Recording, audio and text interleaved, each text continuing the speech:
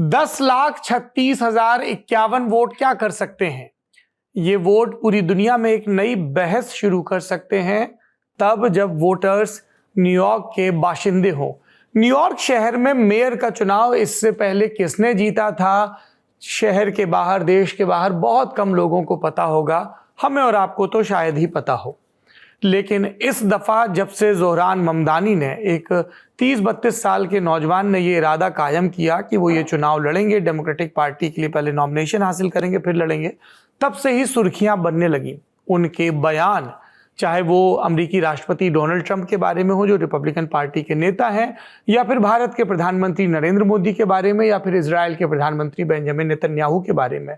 उनकी गरीब परस्त नीतियां, खास तौर पर उन गरीबों के बारे में जो महंगे किराए से और तमाम दूसरी दुश्वारियों से हलकान है, ये सब लगातार चर्चा में रहे। डिजिटल पर उनकी एग्रेसिव और क्रिएटिव मार्केटिंग कैंपेनिंग की वो भी चर्चा में रही। लोग पूछने लगे कि एक 32 साल का नौजवान जो प्रवासियों से बने अमेरिका की नई जमात का रिप्रेजेंटेशन करता है, क्या वो डोनाल्ड ट्रंप के जो नैरेटिव है उसको एक पुख्ता चुनौती दे सकता है? और इस तरह से ये शायद एक जनमत संग्रह में भी तब्दील हो गया। हालांकि न्यूयॉर्क में हमेशा से ही जो लिबरल लॉबी है उसकी बढ़त रही है। रोहित, सबसे पहले मैं आपका रुख कर रहा हूं, क्या है एक हिंदुस्तानियों के पॉइंट ऑफ व्यू से बताइए, कैसे इसको पढ़ा देखा समझा जाए, इस जीत में जिन प्रोमिसेस को किया गया कि एक एपिटोम ऑफ कैपिटलिज्म और वहां पे एक सोशलिस्ट प्रोमिसेस की गई, और इसका जो क्रिएटिव कैंपेन है, जरा बताइए इसके बारे में। देखिए, ज़ोहरान ममदानी का जो एक सबसे इम्पोर्टेंट फैक्टर मुझे ये पर्सनली लगता है सौरभ, कि उन्होंने एक अनकन्वेंशनल कैंपेन की जो बात है वो शुरू की है। एक 10 नवंबर 2024 का फोटो, जब एक इंटरसेक्शन पे खड़े थे न्यूयॉर्क पे, एक प्लेकार्ड लेके खड़े थे, सिर्फ खुद का नाम था, और लोगों से पूछ रहे थे कि अगला जो मेयर है उसमें क्या खूबियां आप देखना चाहेंगे। तो आई थिंक बहुत ऑर्गेनिक कैंपेन रही है उनकी। और उसके बाद जो उनके प्रोमिसेस रहे हैं, उन्होंने उस चीज को टैप किया है जहां पे न्यूयॉर्क में रेंट काफी ज्यादा एक्सपेंसिव है, लोग अफोर्ड नहीं कर पा रहे, और अफोर्डेबिलिटी की जो उन्होंने बात की, आई थिंक वो मैसेज बहुत रेजोनेट किया है लोगों के साथ।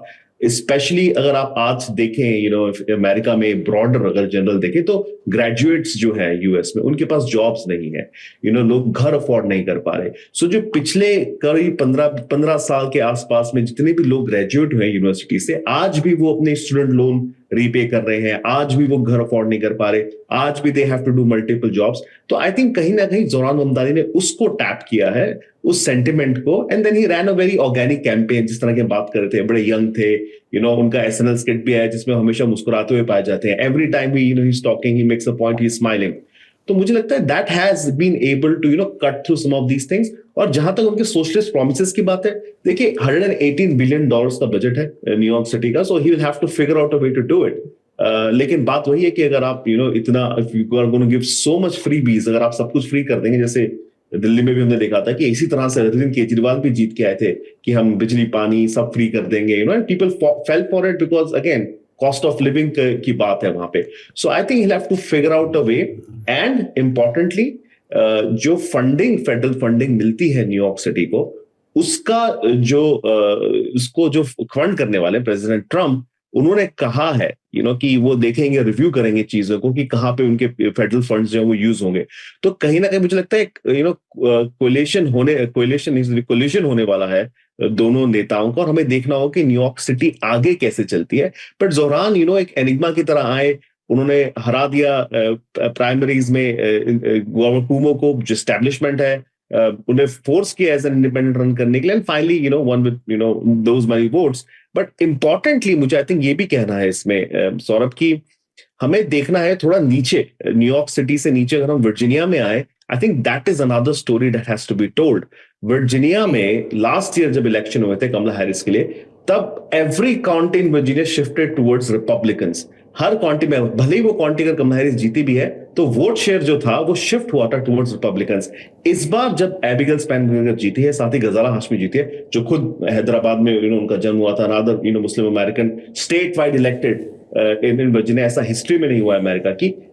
उस स्टेट में अगर आप देखें तो people are giving votes more to the Democrats. तो जो शिफ्ट हुआ है, it's gone back to Democrats, meaning there is a sentiment against the MAGA policies.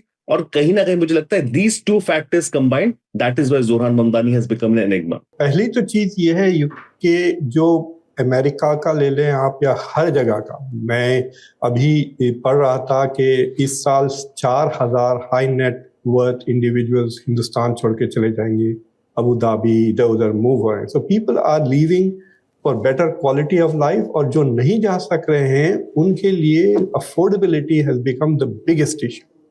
तो अमेरिका की खास से इस शहर में इतना मुश्किल है. न्यूयॉर्क में बाद वक्त तो अगर आप एक गलत एग्जिट ले लें तो आपको $30-40 एक्स्ट्रा टोल देना पड़ जाता है. So it's a very expensive city to live. Apartments बहुत महंगे हैं, हाउसिंग बहुत महंगे है. So he has focused on that, और जिसके वजह से a lot of बहुत बड़ा coalition he could form.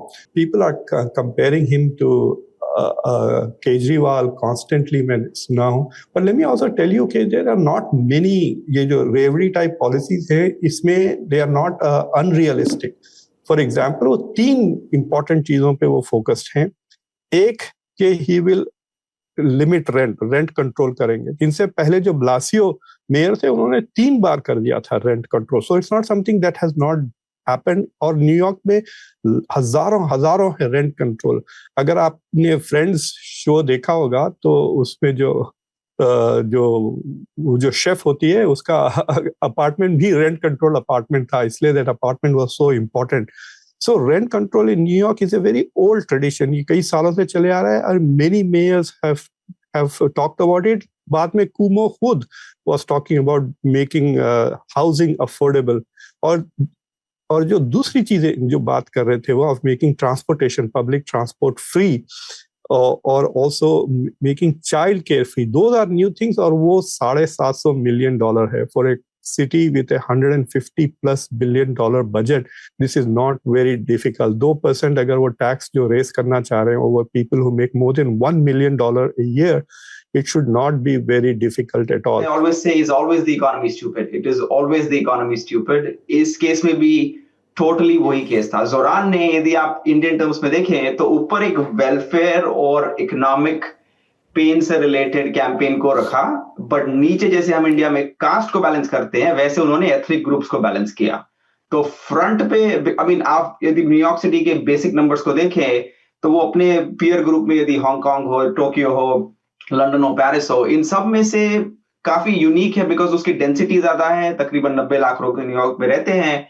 But यदि आप एक एवरेज इनकम माने जो कि 50% लोग $80,000 से कम कमाते हैं, वो यदि अपनी विच इज लाइक 6,000 रुपए महीना, वो 4,500 रुपए महीना सिर्फ रेंट में डाल देंगे. यदि उनका एक बच्चा है तो उनकी पूरी सैलरी चली जाएगी, उनको अपने पार्टनर की सैलरी में रहना पड़ेगा क्योंकि उनकी पूरी सैलरी चली जाएगी और रेंट और चाइल्ड केयर को मिला के, राइट.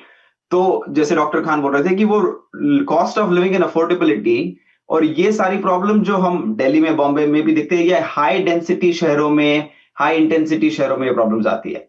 और ये एग्जैक्ट फंडामेंटल प्रॉब्लम को उन्होंने कई बार ओपनली कनेक्टिव टिश्यू करके यूज किया और उसको फ्रंट रख के, हमेशा इकोनॉमी को फ्रंट में रख के वो जो कोर पॉलिसीज बनाई वो उस फ्रंट पे जाके, बट उसने अंडरलाइंग एथनिकल बैलेंस को कभी नहीं छोड़ा. मतलब there is a Friday where वो उन्होंने एक दिन में 210 मॉस्क, 300 मॉस्क के तकरीबन न्यूयॉर्क सिटी में एक दिन में 210 मॉस्क को कवर किया. इतने सारे फोकस ब्लैक चर्चेस को कवर किया. जो डेटा ड्रिवन कास्ट बैलेंस जो हम इंडियन इलेक्शंस में करते हैं वो इन्होंने ओवरलैप ढूंढा एथनिकल ग्रुप्स में और पॉवर्टी या फिर अफोर्डेबिलिटी क्राइसिस के ग्रुप में, और उन दोनों को काफी फोकस करके टैक्टिकली कवर किया.